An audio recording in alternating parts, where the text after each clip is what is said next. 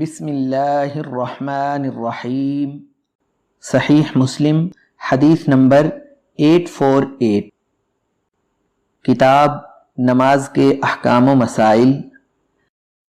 باب اذان سننے والے کے لیے اسی طرح کہنا چاہیے جس طرح مؤذن نے کہا، اور پھر نبی صلی اللہ علیہ وسلم پر درود بھیج کر آپ صلی اللہ علیہ وسلم کے لیے وسیلہ کی دعا کرنے کا استحباب۔ نبی کریم صلی اللہ علیہ وسلم نے فرمایا،